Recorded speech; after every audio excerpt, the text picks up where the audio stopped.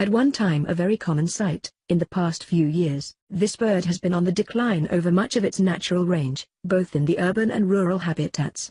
The decline of the house sparrow is an indicator of the continuous degradation of the environment.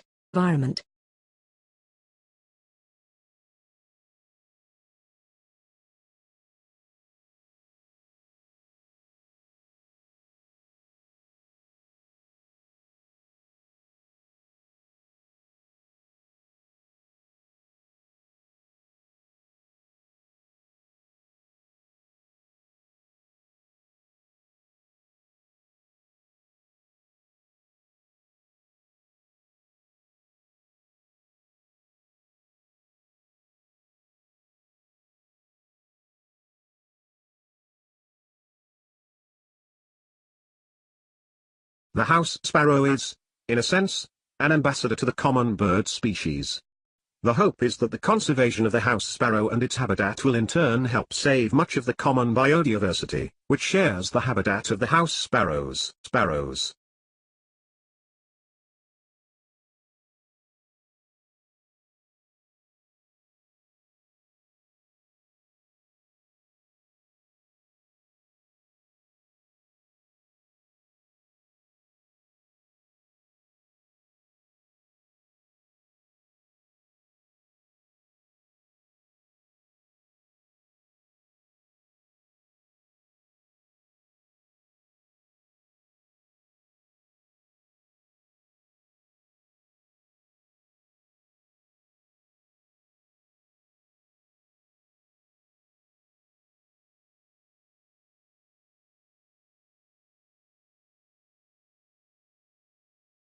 Scientists first started to notice a decline in the number of the house sparrow in the 1990s.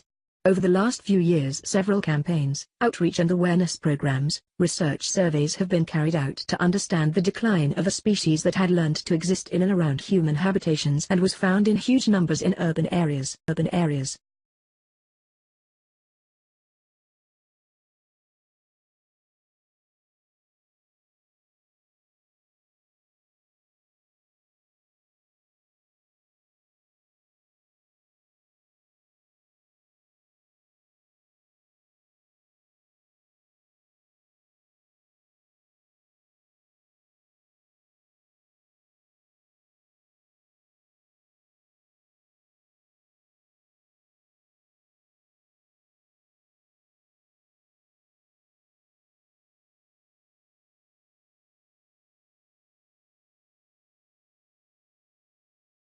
In 2012, the Chief Minister, Miss Sheila Dikshit, declared the house sparrow the state bird of Delhi. Addressing school children and our residents during a function organized to celebrate Wildlife Week, Miss Dikshit said that the idea behind making the house sparrow the state bird was to protect it.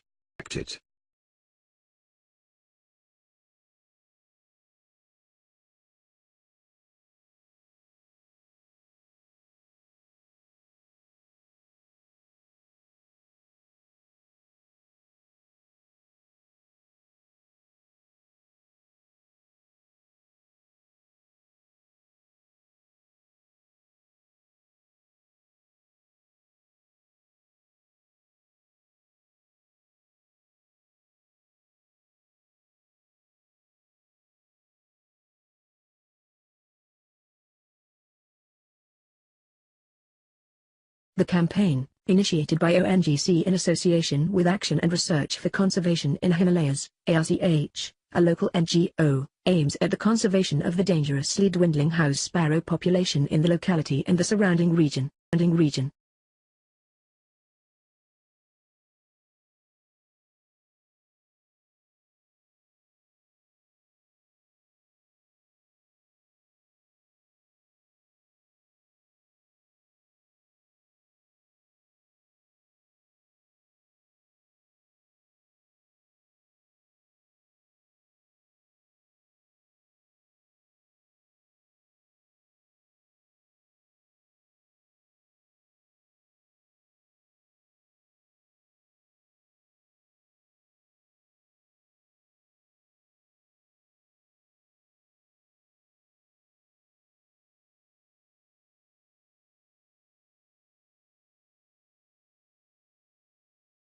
The decline in the number of the sparrows is a natural alarm bell for environmental degradation, and we must save them before it is too late, Mr. Vasudeva said, adding that predator and accident-proof nest boxes will be installed on the campus to help the birds find a better place to rest.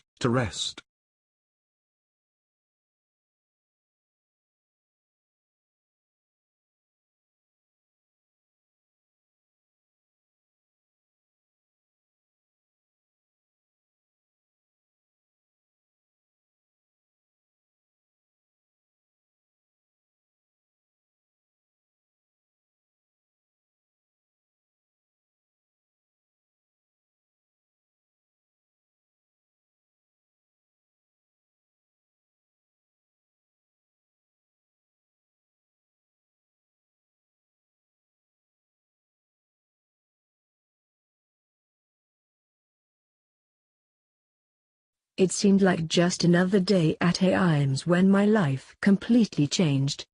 I was in between teaching bioengineering classes and doing my rotations at the AIIMS Teaching Hospital when I got a call from my mother.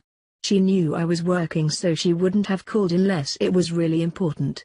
When I saw her name on my cell phone, I was instantly nervous and took the call.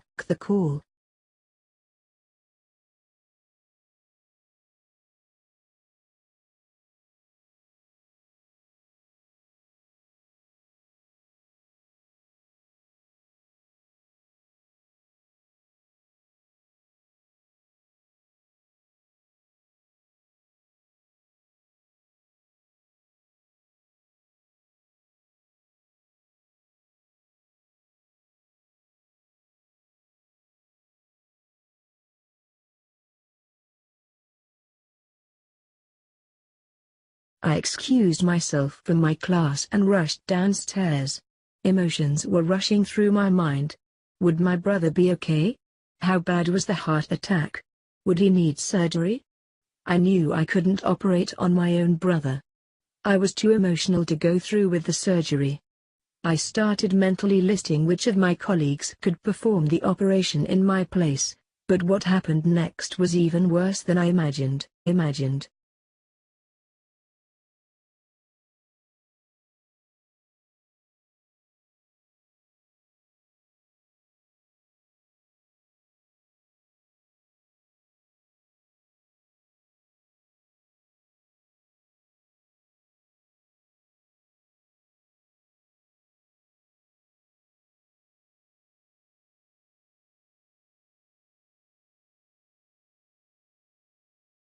While my brother's death was a horrible shock, it wasn't a mystery.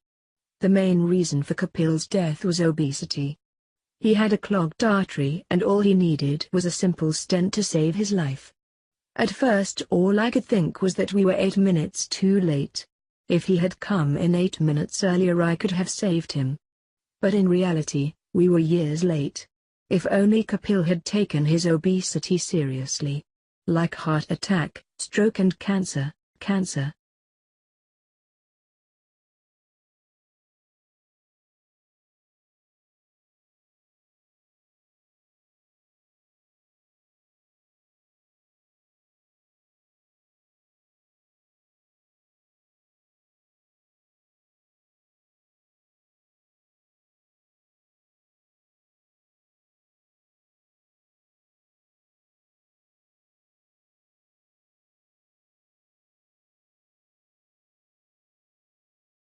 After that day, I could not go back to being a surgeon. Whenever I tried, I could not keep my hands from shaking. Every time I looked at a body on the operating table, I saw my brother Kapil. I knew I was not psychologically fit to perform surgery. However, I knew I had to do something about obesity and find a solution and save the countless people who die every day because of their extreme weight.